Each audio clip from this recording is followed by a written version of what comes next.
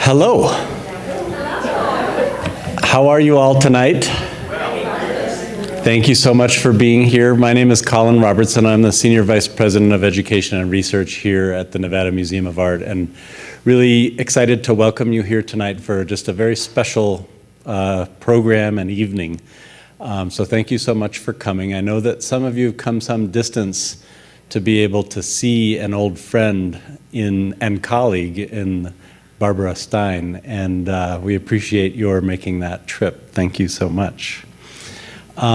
This is among the concluding programs of the exhibition Deep Time Sea Dragons of Nevada, and that's been a really very special exhibition for us for the last year and almost 4 months. And it was it's been such an interesting story for us as a museum to share with Nevadans and with the public.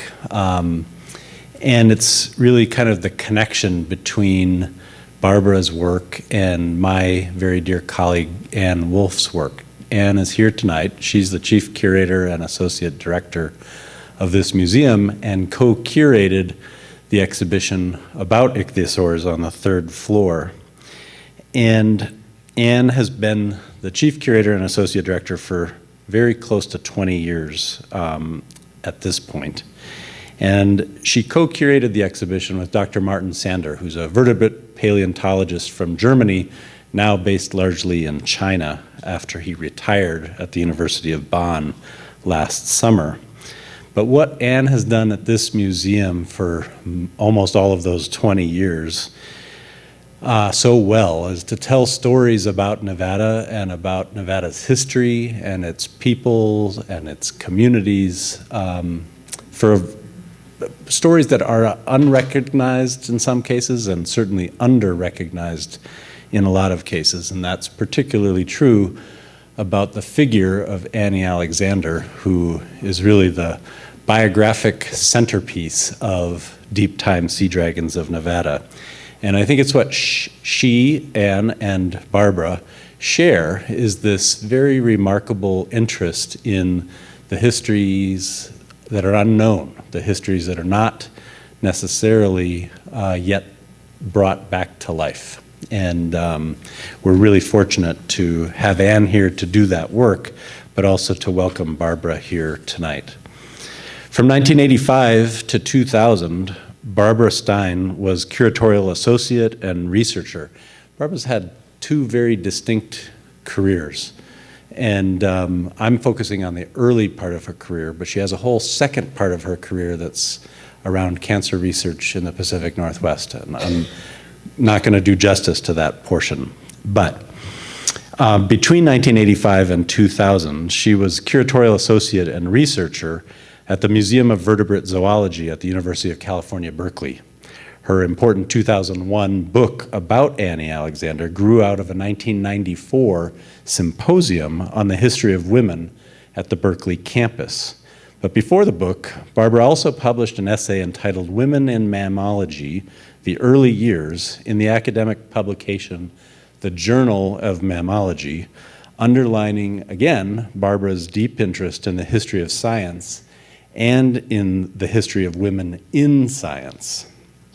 In that piece, Barbara wrote about the first female mammalogists in the United States who were collecting, studying, and even publishing on mammals for more than a quarter of a century prior to the establishment of the American Society of Mammalogists in 1919, and when women were given the right to vote.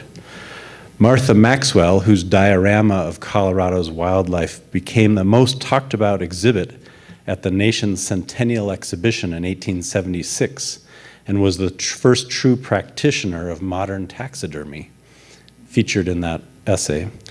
Known to leading biologists of the day, Maxwell's collections documented fauna of the West, even as westward expansion was causing it to disappear rapidly. Also featured in that essay was Louise Kellogg, the first American woman to publish scientific papers on mammals. Interested in both fossil and recent life, Kellogg and her companion of 40 years, Annie Alexander, explored Western North America from Alaska to Baja California, and the specimens they collected and the notes and photographs they assembled serve as an irreplaceable historical record of the flora and fauna of Western North America in the first half of the 20th century. Following that essay's publication came Barbara's really important 2001 book, On Her Own Terms, Annie Montague Alexander and the Rise of Science in the American West. As founder and benefactor of the Museum of Vertebrate Zoology, Annie Alexander's vision and commitment to the establishment of a research-based museum of natural history in California laid the foundation for a program of research, education, conservation, and collections management that has served as a model for similar museums nationwide. Knowledge about the lives of these extraordinary women, like Annie Alexander, provides a context for understanding and appreciating the achievements of all female mammalogists who have succeeded them. And I think it's the tie, again, to Anne's work in curating the exhibition upstairs as well. We're so fortunate to be able to welcome Barbara R. Stein here tonight. Will you please join me in welcoming her?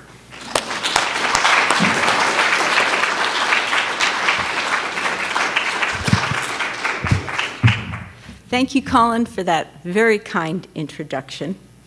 And as most of you know, Nevada has been the source of some of the finest fossils and fossil hunting in the United States, particularly for those in search of ichthyosaurs. And one of the earliest practitioners and explorers was this woman, Annie Montague Alexander, a petite, soft-spoken individual with a passion for paleontology specifically and field work in general. And Alexander loved Nevada for its wide-open spaces, its majestic peaks, and perhaps most of all, its desert habitats. But she's known, as Colin mentioned, for far more than the fossils she collected here. She is known for creating 2 natural history museums on the Berkeley campus, the Museum of Vertebrate Zoology, which she created in 1908 and where I worked for 15 years, and the University of California Museum of Paleontology in 1921. Not only did she create them, she supported them until the day of her death. She endowed both of those museums, and she contributed literally tens of thousands of specimens to their research collections. And as an aside, she also contributed 17,000 sheets of plant specimens to the university herbarium, which was already in existence at the time that she came on the scene. So, you can imagine my surprise when in 1993, the university puts out a notice that they're going to hold a symposium on women who had made important contributions to Cal in its first 150 years, and the organizers of that symposium had never heard of Alexander. So, how did this woman leave a lasting legacy on 2 disciplines, vertebrate zoology and paleontology, and yet remain completely unknown less than 50 years after her death to the movers and shakers of the university? The short answer is she disdained publicity. All of the monetary gifts she gave to the university, she asked to be placed on the books as quote-unquote a friend to the university, and she asked that no publicity be associated with them, although some was. And she asked after the first few years that no specimens be named in her honor, although some were. And all of the specimens that she donated and all of the money that she donated were for research. They were not for buildings or edifices bearing her name. And to give you some context, when I say she's one of the largest benefactors to the university, I'm comparing her with women you may be more familiar with, Phoebe Apperson Hearst of the Hearst newspaper empire, Jane Sather, for whose Sather Gate on campus is named, in the Campanile, Elizabeth Bolt, who named the law school on the Berkeley campus. So what I'd like to do tonight is give you a quick overview to explain how, at the turn of the 20th century, Alexander becomes passionate about paleontology, how she comes to create these natural history museums, and what it was like, how her philanthropy developed, but moreover, what she went through, what it was like to undertake field work at that time, particularly if you were a single woman. Now, this is a picture of the Alexander family, and Annie's standing behind her father Samuel on the left. And her grandparents had been missionaries to the Hawaiian Islands in the 1830s, and Annie's born on Maui in 1867. But her father and her uncle Henry Baldwin were not so inclined to a missionary lifestyle. They were businessmen and entrepreneurs, and they are best known for pioneering the growing of sugarcane on Maui. And once that venture proved successful, they bought a small refinery in Northern California to begin processing their sugar. And once they processed the cane into sugar and that business took off, then they purchased a modest steamship company, the Matson Steamship Line, so they could control the distribution of their sugar, as we say today, from farm to table. And that not-so-small enterprise is probably best known to you as C&H Sugar, sugar from California and Hawaii. And I can honestly say that when I started the research for this book, I had no idea what C&H stood for, despite the fact it was ubiquitous in my house growing up. And you'll also then not be surprised to know that this left each of Samuel and Henry's children with a personal fortune. So now we know where the money came from. Now, of all Samuel's children, his second daughter, Annie, is most like him in spirit and temperament. She shares his love of adventure, his passion for travel, his deep appreciation for nature, and she also seems to have inherited his head for business and his entrepreneurial spirit. And from my perspective, her parents can only be described as unconventional at the time, because not only did there seem to be no pressure on the Alexander children to marry, neither she nor her older sister Juliet did, but as a single young woman living at home, she has all of this disposable income to spend on things like paleontology field expeditions. I mean, we're talking a time women didn't have the right to vote, they couldn't own property, they couldn't even venture outside the house unless they're accompanied by a male, preferably their husband or their father. Now, in 1882, Samuel moves the family to Oakland, California for reasons of business and his health, but it's a move that never sits well with Annie. She loved the life in Hawaii. She loved the life lived out of doors, and she continually chafed at the constraints and strictures placed on women of her social class at that time. And this is not the Alexander house, but this is a picture of what a Tony neighborhood in Oakland looked like at that time, and similar to where she would have lived. And an example of her chafing at these constraints is in a letter she writes to her childhood friend, Martha Beckwith. "You already know my sentiment about teas. I always feel the masquerader among the masked."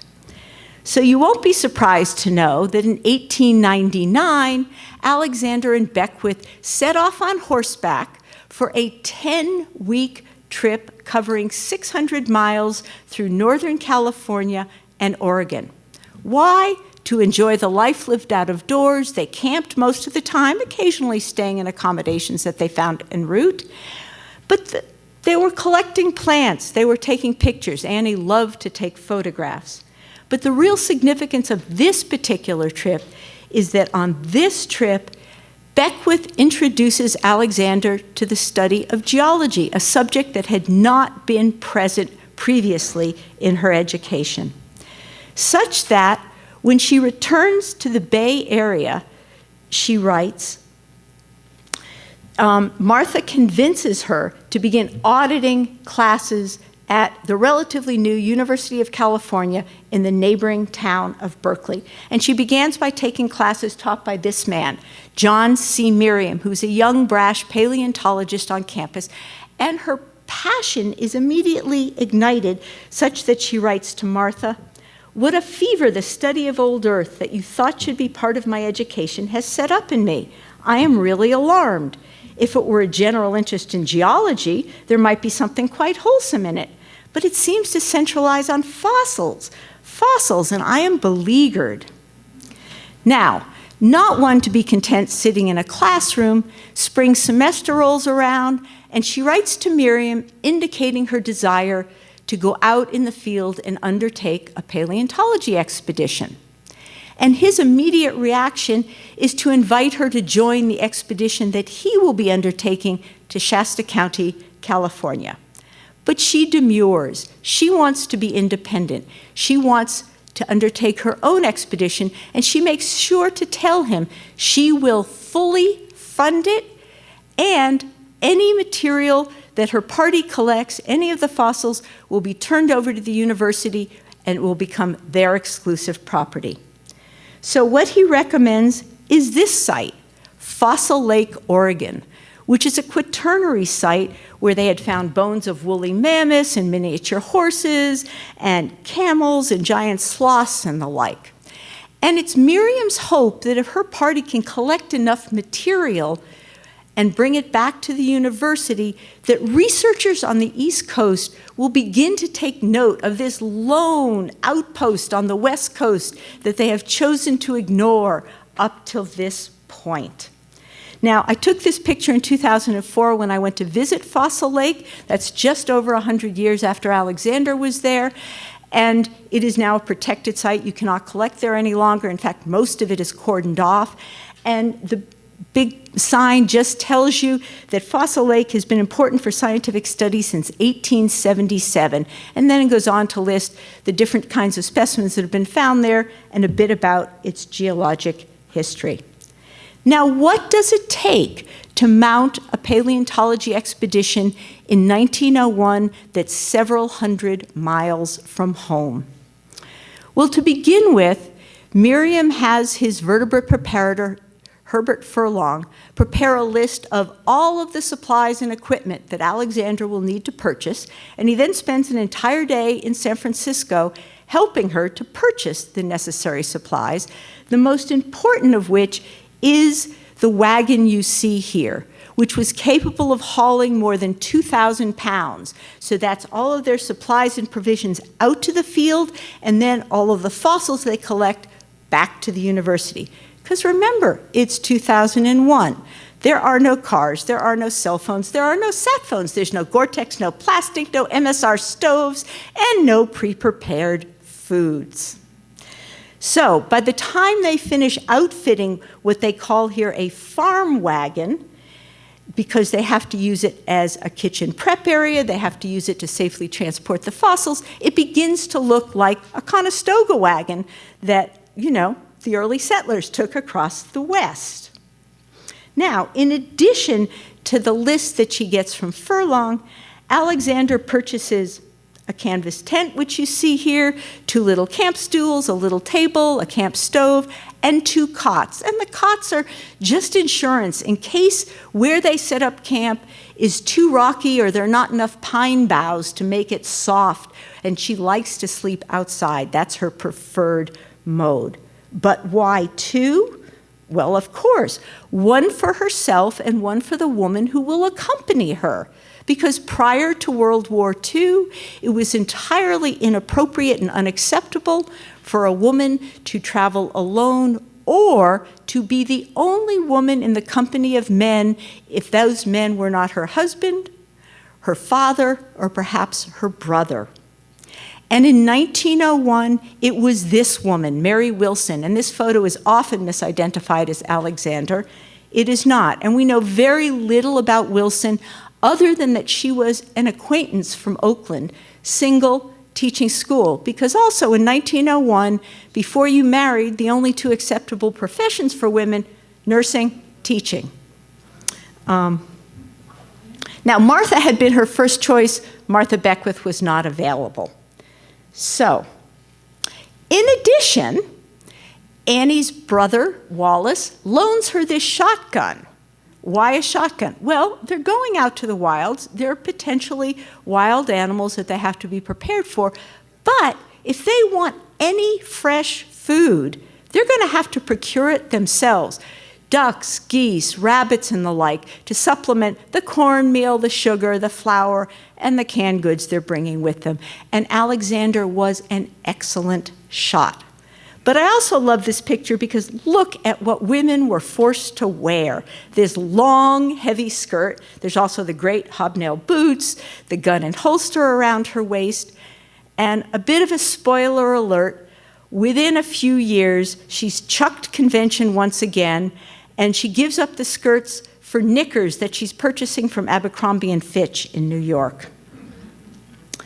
Now, this is a map of the expedition, and I know other speakers have talked about these expeditions, so I'm not going to go into detail about the actual fossil collecting, but suffice it to say, how did you get there? Well, to begin with, she ships all of the provisions ahead by slow freight to Yreka, California, which is the closest railway station to their final destination, which is Fossil Lake.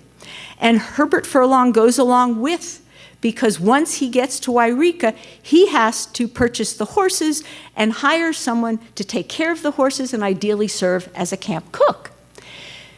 Alexander then follows with her party by train. They meet up in Yreka, and believe it or not, it takes 24 days to reach Fossil Lake from here. Why is that? Because, well, things never really go exactly as planned when you're undertaking field work. There aren't any paved roads in this part of Oregon at the time. It's early in the season. The wagon gets bogged down in mud. They try and take a direct route. They hit snow and impassable mountains that the horses can't pull the wagon through. So they're forced to detour east and then south. And on this particular expedition, 2 of the horses proved to be incredibly ornery, and in the middle of the night, yank up their pickets and take off. And so they need to refashion their entire transportation system with 2 fewer horses.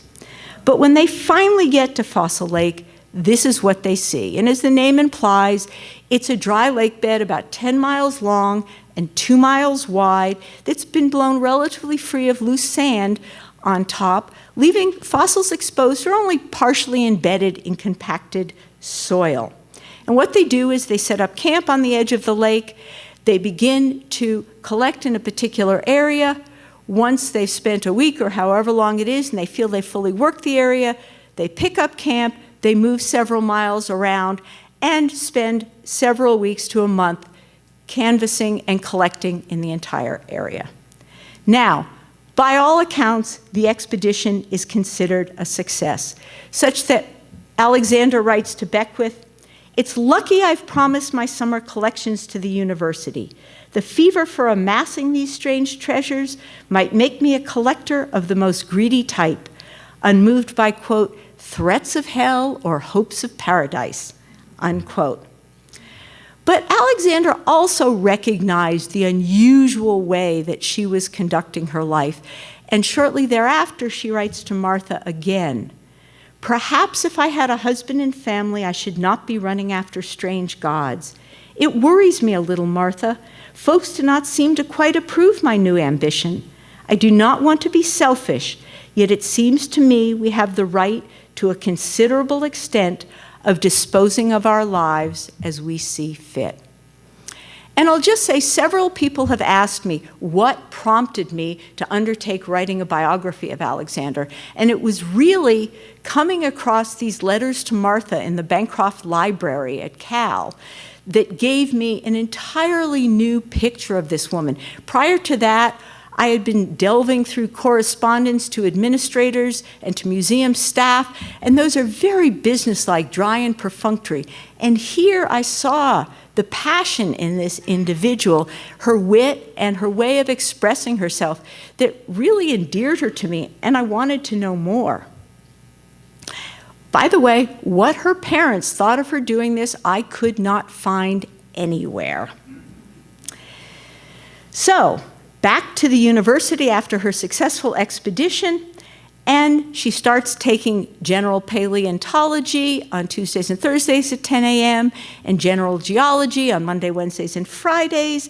And of course, she writes to Miriam again as spring rolls around, saying she wants to conduct another expedition. And this time, he recommended that she go to Shasta County, California, to look for ichthyosaurs, where he had been working the previous year. Now, all of you have seen the exhibition are probably aware of these giant aquatic reptiles with the unusually elongated heads that are attached to their body to make them look almost necklace. And they have these large fins, but probably their most striking feature are their limbs, which have been modified into paddles. And collecting these fossils was not at all like collecting at Fossil Lake, because these specimens were entombed in rock and they had to be picked at and chiseled at, and in some cases dynamited out of the surrounding rock in blocks, the largest reported to be 500 pounds. Now, in addition to the bears and the snakes in the area, lack of water was a persistent problem.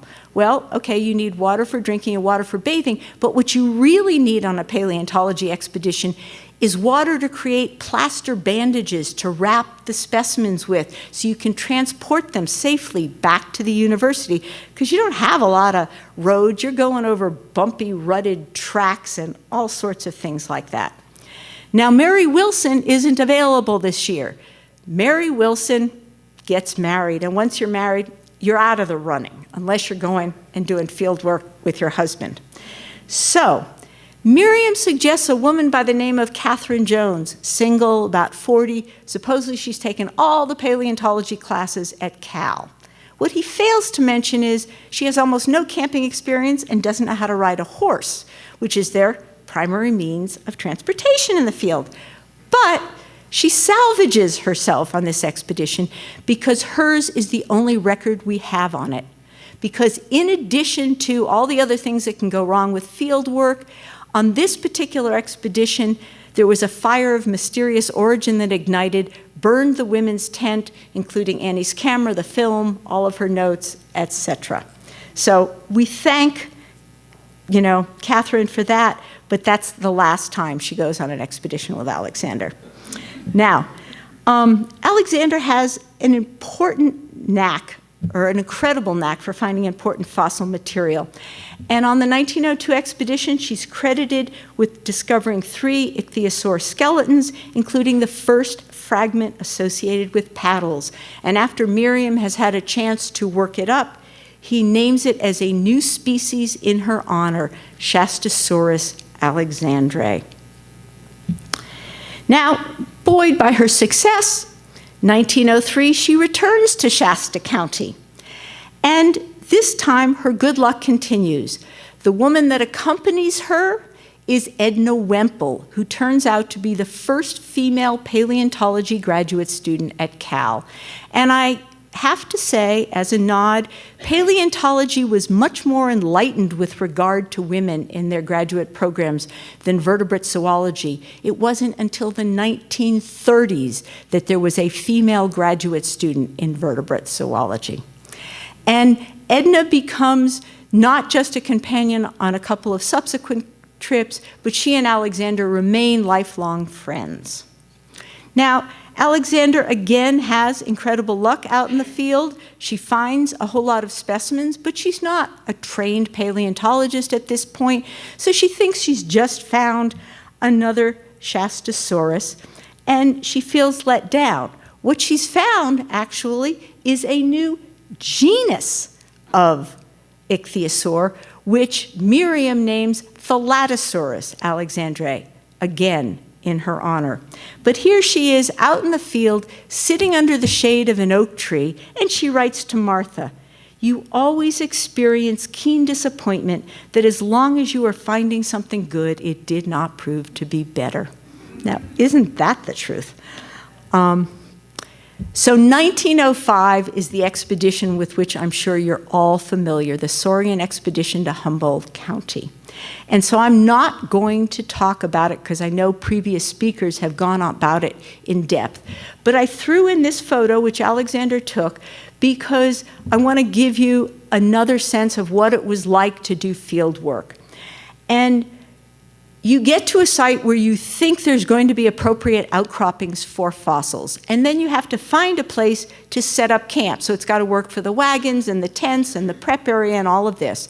And then each day you get up and you either set out on foot or you set out on horseback, and you may walk 500 feet, 500 yards, 5 miles until you find an outcropping or you find a specimen. And once you do the hard work of excavating it. And then, if you are more than 50 feet from camp, you've got to consider how you are going to get it back to camp. And what they did is they created these saddlebags to put on the back of horses, and they would load these blocks of stone with the fossils entombed on horseback and carry them back to camp.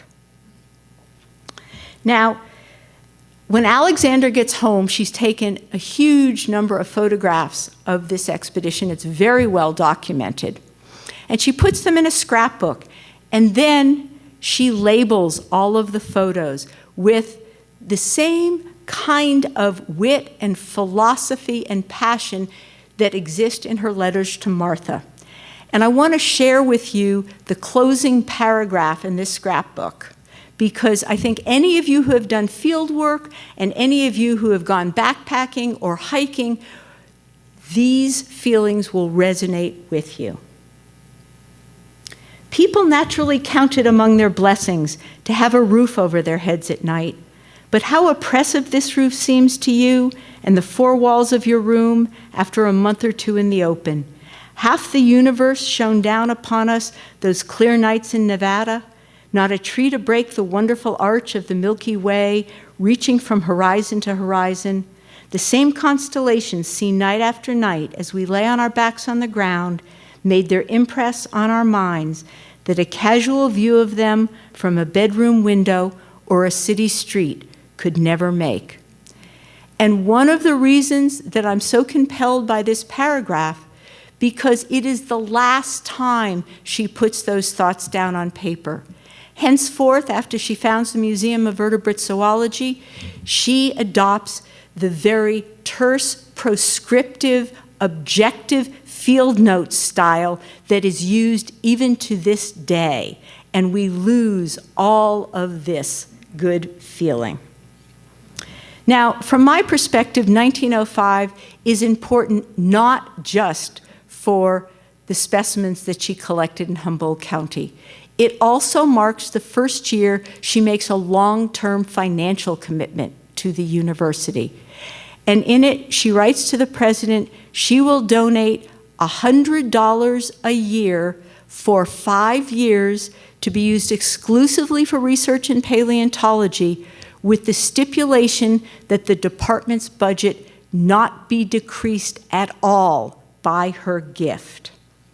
Now, when I say for research, what do I mean? Salaries for the field collectors, the expenses associated with undertaking expeditions, the working up of those specimens when they get back to the university, and the publications that are involved in making that research known to the world. And the reliability of this long-term funding vis-a-vis the growth of the research program in paleontology at Cal really can't be overstated. The university is still in its infancy, and what little state money there is pretty much going exclusively to teaching and infrastructure. And by infrastructure, I mean building classrooms and dormitories. There isn't money for research. So the value of these funds is extraordinary. Up to now, she's paid for her own expeditions, she's funding Miriam's expeditions, but it's a one-off thing. She'll send him a check to buy, a piece of equipment, but now he's got a bulk of money. He can begin to plan, he can begin to strategize. Now, the question becomes, if she is so passionate about paleontology, and she's just made this long-term financial commitment, how is it that the Museum of Vertebrate Zoology becomes the first museum that she creates on campus just 2 years later? Why isn't it a paleo museum? Well, what she's learned from her paleontology classes is that in order to properly identify fossils and to understand the evolution of different groups, you have to compare those specimens with what you think are their most recent common ancestors. And at the time, all of the major collections of recent vertebrates, that is living vertebrates, are on the East Coast or in the Midwest. So Miriam has to travel to New York, to the American Museum, to the Philadelphia Academy, to the Biological Survey in Washington, D.C., which is known today as the Smithsonian, and to the Field Museum in Chicago. And Alexander realizes what a boon it might be to the paleontology program she loves if there's a collection of recent vertebrates on campus. And Miriam heartily agrees. In addition, by 1906, she's done a whole lot of traveling around the West, particularly in California, and she is one of a handful of people who realizes that the flora and fauna is rapidly disappearing. The introduction of the transcontinental railways in the 19th century opened up the West, California in particular, to development, and with it came an increase in population growth and a commensurate decrease in the flora and fauna. But Alexander is one of a handful of people who realizes that if a complete and accurate survey is to be made for posterity, we better get going right away. And among that handful of people, she probably stood virtually alone as someone with the passion, the commitment, and the wherewithal to undertake the work, as well as the financial resources to see it through to completion. So how do you create a vertebrate natural history museum from scratch? Well, she goes right to the top. She writes to this man, C. Hart Merriam, who's head of the Biological Survey in Washington, D.C., and yes, he is a distant cousin of her mentor, John C. Merriam. And she writes to him with two purposes in mind. One, she wants to know if this idea for a museum has validity. You know, is it worth the time, effort, and money she's going to put into it? And two, she wants to know about conducting field work in Alaska, knowing he had gone to Alaska with the Harriman expedition. So, first things first, yes, he absolutely feels that her idea has validity. He's all behind it and encourages her, go. Two, he is also behind the Alaska expedition because he himself wants specimens, and there aren't enough in the East Coast Museum, so go and collect. And you say, well, where did the idea of Alaska come from? Well, instead of going to Humboldt County in 1905, she could have gone to Alaska with her aunt and a few of her aunt's friends. They were just going exploring, and they invited her to join them. And even though she really wanted to collect fossils in Humboldt County, she remained wistful for an entire year that she had sort of missed this opportunity, and she decides, I'm going. And she decides to go first to the Kenai Peninsula. Now, I could find absolutely no notes about this trip. What I found were some snippets in letters, so I don't really know what happened. I do know that C. Hart Merriam represents a hunter that she can contract with to help her get specimens, and Edna, by the way, is with her on this expedition. It's the last expedition they'll undertake because in 1907, Edna spends the summer in Europe, and then she gets married, and we all know what happens after you get married. You're out of the game. So they go to Alaska. She has this rather unpleasant experience with whoever this hunter person is, to the point where she fires him and writes to Miriam that she will return the federal permit that was issued to her to collect these specimens. Somehow things get worked out. She hooks up with another federal agent who turns out to be a much more reasonable individual. They continue the expedition. She does manage to collect some large mammals for the museum that she's planning in her mind. And she's not easily discouraged, despite the fact that we've got mosquitoes and black flies and no Gore-Tex, and she's running around in hip waders, and their boat gets stuck in the ice floes, and, you know, the usual kind of things that you encounter. In 1907, she goes back again, but she's learned a valuable lesson. This time, and from this time forth, she will only hire collectors that she has interviewed personally. And C. Hart Merriam now recommends a gentleman in Southern California by the name of Frank Stevens, and she goes to Southern California to meet Stevens. And he has recently gained renown because he's published the first Mammals of California.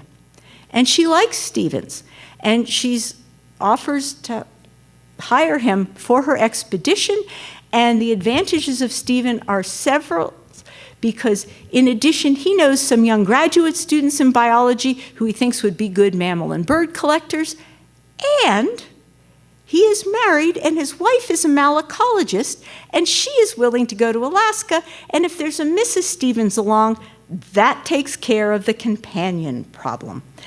And this is a map of the 1907 expedition, and the circled dots show you all of the locations where they collected and the order in which they collected them in. And I'm not going to say anything more about the expedition other than to say it was very successful. They collected hundreds of specimens of birds and small mammals that became the first accession in the Museum of Vertebrate Zoology. Now, she returns home. She stores these specimens in her parents' house. I have no idea how they felt about it. I could tell you how my mother would have reacted, but that's not really relevant. And with the success of this expedition and the specimens at hand, she now writes to President Wheeler, this time offering $7,000 for the next 7 years, $49,000, to create a Museum of Vertebrate Zoology on the Cal campus if the university will build a building to house the museum. And this is a picture of the first Museum of Vertebrate Zoology that was located at the time in Faculty Glade. It doesn't exist any longer. However, there's a couple of stipulations in that offer. She will control all the money. She will hire all the collectors, direct and oversee the research program. The university, though, will own all of the specimens collected. So I remind you, the university is in its infancy, there's not a lot of money for research, and at this time, the administration is academic. They aren't comptrollers, they aren't bean counters. Wheeler is a classicist, he understands research, he's sympathetic to what Alexander wants to do, but he doesn't have the final say-so. The regents have to weigh in. And while she is waiting for the regents to weigh in, she makes a third trip to Alaska, this time to Prince William Sound. And on top of all the other expenses that she undertakes, this time she just purchases a boat and hires a boat captain so that they can move around at will and they don't have to be scrambling, you know, when they want to go and switch camps from one locale to the other. However, Frank Stevens does not feel up to another arduous Alaska expedition. Remember, it's cold, it's wet, it's buggy, they're moving camp all the time, the gear is heavy, the traps are heavy. You know, you've got to be passionate to undertake this. And so, just a couple of weeks shy of her departure, she has no female companion because without Frank Stevens, there's no Mrs. Stevens. And she's visiting the home of a family friend one evening and meets this woman, their daughter, Louise Kellogg. Now, Louise is 13 years younger than Alexander, but within 2 days of their meeting, she pens in her line-a-day diary, have decided to go to Alaska with Annie Alexander. This is a picture of Louise on the left on that 1908 trip with Joseph Dixon and Edmund Heller, two collectors who became some of the first staff members in the Museum of Vertebrate Zoology.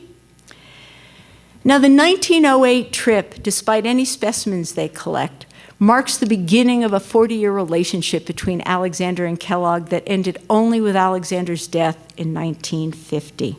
And it was also the end of Alexander's need to find a female companion. It was also the end of her undertaking expeditions with men from the university. She and Kellogg would undertake their own expeditions and occasionally meet up with university groups, but they traveled and collected specimens on their own. And it's difficult, if not impossible, to say how Alexander's life and her contributions to the university would have been different without Kellogg. The women collected in California, throughout the West, in Mexico and abroad. They collected in all seasons of the year. I mean, I love this picture. I think it's just beautiful, particularly in winter when museum staff couldn't get away. They had teaching obligations. And their collections were significant in many respects. And their skill and competence as field biologists were widely recognized and highly valued by the museum staff. And the specimens did more than just enlarge the collections. As with paleontology, they enhanced the museum's reputation nationwide. And it's unlikely that Alexander would have been able to collect over 20,000 specimens without Kellogg's help. I mean, somebody had to dig the vehicle out of the sand in the desert. Somebody had to haul the firewood over a mile every day when the women became trapped one winter in Saline Valley for several weeks. And as Annie aged, it became harder to carry all the traps and the guns and the bait and everything when they would march out to set their trap lines and check them every day. So Alexander's help was invaluable in this regard. Now, despite founding the Museum of Vertebrate Zoology, and despite the fact that after its founding in 1908, her paleontology trips were few and far between. But her passion for paleontology remained strong. And at the end of 1910, when her first 5-year pledge expired, she renewed it for another 5 years, this time doubling the amount of money she was giving, $200 a month, for another 5 years. And in 1910, she renewed it a third time at $200 a month. And at the same time, she continued to fund the Museum of Vertebrate Zoology. In fact, both museums both research programs had continuous funding and were endowed prior to her death. Now, not surprisingly, the money not only increased the paleontology program's reputation, but it also increased Miriam's reputation and prominence. And he began to take a greater interest in the power afforded by academic administration as opposed to research, much to Alexander's chagrin. And in 1920, he accepts the directorship of the Carnegie Institute in Washington, D.C. Now, the administrators at Cal were delighted by this. He retained a courtesy appointment on campus in the paleontology department, but they looked at this as a feather in their cap, that those big, impressive institutions on the East Coast had recognized someone from their lone outpost, plucked him from virtual obscurity, and put him in a position of power in the East. When he accepted the directorship, Alexander was dismayed. But when he still tried to control the monies that she was donating at Cal for paleontology research, but publishing under a Carnegie Institute byline, she became angry. She felt that Cal was no longer getting credit for research undertaken with her money, and it was not her intention to support the Carnegie Institute. So what does she do? Well, she starts by appealing to the university, and she gets no response. Again, I tell you, they're pleased. For them, this is a coup. And I won't go into all of the politics, but suffice it to say, her solution in 1921 is to create the University of California Museum of Paleontology and to transfer all of her donations into the museum, out of the department, and to make sure that Miriam's appointment on campus does not extend to the new museum. And this is the entrance to the museum as it exists today in the Valley Life Sciences building. Now, there's no time to go into all of the politics of patron and benefactor and who controls what. Suffice it to say, the situation in paleontology was never resolved satisfactorily in Alexander's lifetime. And one example of this, so Miriam still tried to control the money and make it difficult for the administrators, the directors of the museum, who were brought in subsequent to its creation. And an example of this is in 1938, Wheeler is no longer president, But the president of the university, who had been the comptroller, was well aware of her benefaction to the university and offers her an honorary degree, which she promptly declines, stating, "What I would much rather see is the situation in paleontology resolved satisfactorily during my lifetime." So this has been a really fast overview. And I started by telling you that it was amazing to me that she could have donated all this money, collected all of these specimens, created these research programs, and be virtually unknown. And I said that was because she disdained publicity. The question is, why? And I can't know for sure, but these are some of my thoughts. To begin with, she was so laser-focused in her passion. She did not want to be done for money by people and for causes that she didn't have an interest in. I also mentioned at the beginning of the talk she came from missionary roots. Both her father and her uncle donated quite a bit, and often anonymously, and I think that this was, the pattern with which she was raised. She also had a rather lurid experience with the press after an African safari in 1904. She had this 2-page expose in the San Francisco Chronicle, which granted was a yellow journalistic paper at that time, but not only did I think make her gun shy of the press, but I think she recognized if she didn't have press, she wouldn't be done for money. So it served two purposes.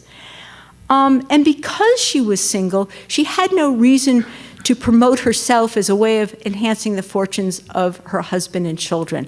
And I think I've already made it clear to you, she really had no interest in promoting herself in Bay Area society. That was completely outside the scope. There's wonderful stories in her later years when she would invite the paleontology staff over for dinner to hear about their latest field expeditions, and she would set out her lovely china and then take her old beat-up aluminum camp coffee pot and use it to serve coffee with dessert. But I'd be totally remiss, I think, if I didn't mention that I thought she probably really wanted to deflect attention from her most unconventional lifestyle and her relationship with Kellogg. Now, since I spoke about her at the 1994 symposium and since the book came out, we can no longer say that Alexander is not known to the movers and shakers of the university. She is regularly featured in UC development campaigns, and in the lower right, you see that gay bears, and that's a picture of Annie and Louise standing at the Sacramento County Fair in front of their prize-winning milking shorthorn cattle. And I haven't even touched on the fact that she and Louise maintained a farm in the Sacramento Delta for many years that not only raised cattle, but raised prize-winning asparagus as well.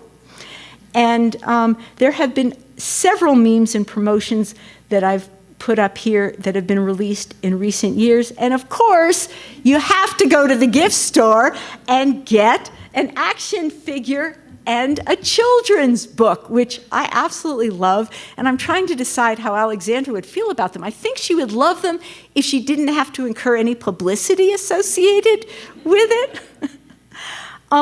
And all of this is by way of saying, I hope this very cursory, very brief introduction to Alexander's life will encourage you to learn more about her and to encourage any young women you know and any young people in your lives to pursue their passions, because you have no idea where it will take them and the impact that it can have overall. And I thank you very much.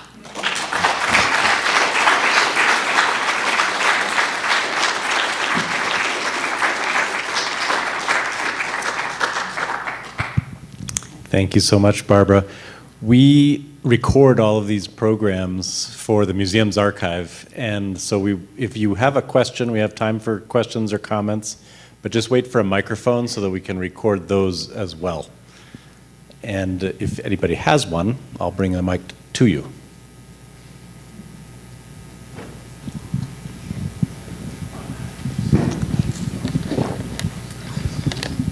First of all, thank you very much for a fascinating talk about Miss Alexandra. You had mentioned that C&H sugar was named after, and I didn't catch that. Could you please? California and Hawaii. I beg your pardon? California and Hawaii. Oh, thank you. I mean, it seems logical now, but who knew?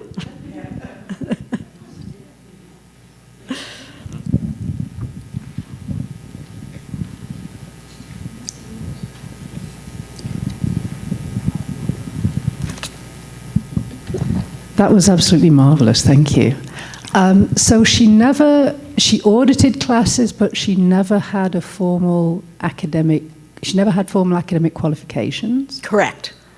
So would it even have made any sense for her at the time to have gone on and got a degree and got a PhD? And could she even have become an academic paleontologist? Was that something that was open to her at the time? If she had wanted to, it was her choice to audit classes. And one of the interesting things about Alexander that I was never able to tease out is why she harbored intellectual insecurities. She's clearly a bright woman. I mean, she had a financial person in San Francisco, but she is reading Barron's Financial Weekly, managing her own money, trading on margin, and she's astute enough to negotiate with these administrators on campus, but it's clear in letters to Martha that she harbors intellectual insecurities. She says, she went to a finishing school back east, okay, so she studied a lot of things and LaSalle, it was at the time LaSalle Junior College, it's now LaSalle College. Why she harbored these intellectual insecurities, I don't know, but I think that's the reason she never formally enrolled. And both Joseph Grinnell, who was the director she hired and whom she had a very close relationship with for the Museum of Vertebrate Zoology, kept thinking she would want to publish on some of these things. And even without a credential, she was knowledgeable enough that he was willing to, have the museum's name associated, and she demurred every time. Thank you. Mm-hmm.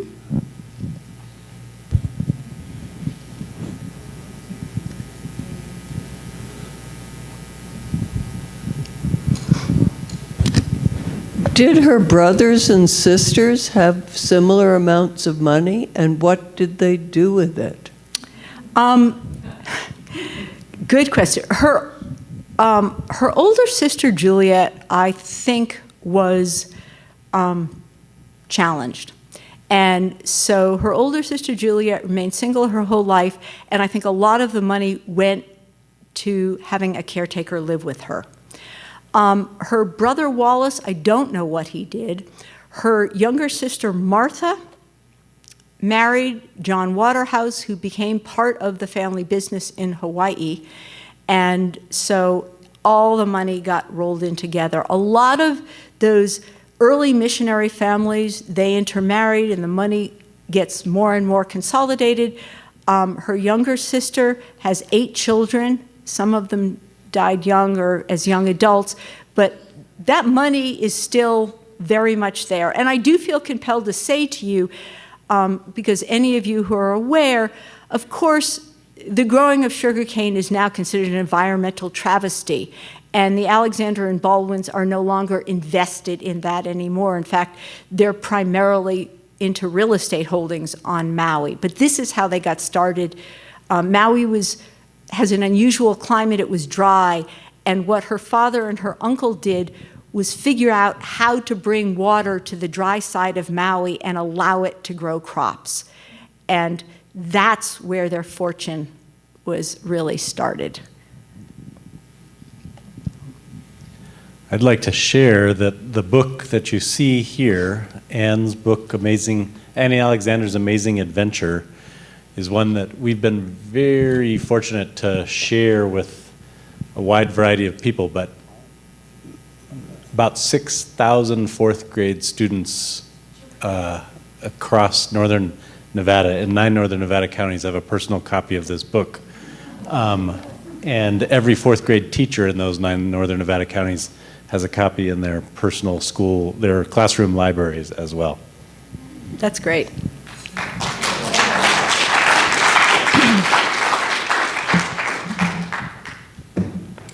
Thank you. Speaking of books, ma'am, I believe that you said you wrote a biography. Mm-hmm. And what is your name and where's the book available, please? The book was published by University of California Press. I think it's out of print, but people always seem to be able to find it on Amazon. And if you yes? I bought it from Better World Books, Okay.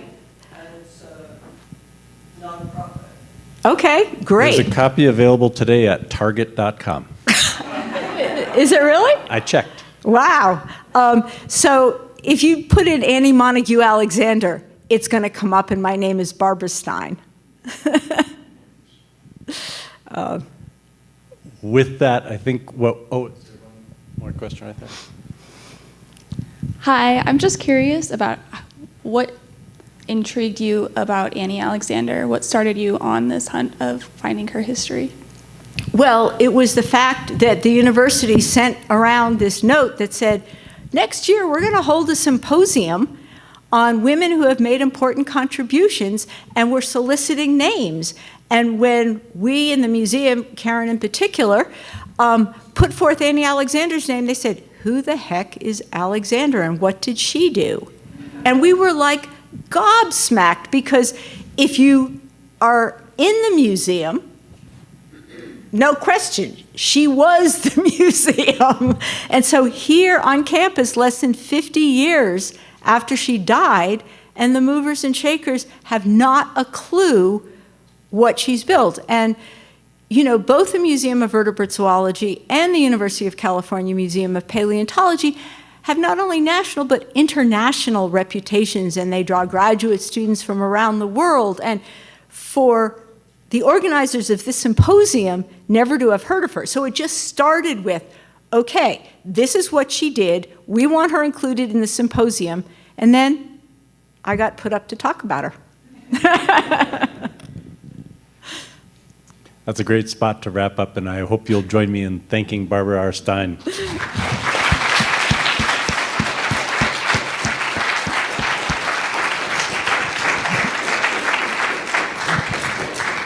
It's Thursday, so the galleries are open for another hour yet tonight. You can go see the giant Triassic ichthyosaurs on the third floor, and otherwise enjoy the evening. Thank you so much for being here.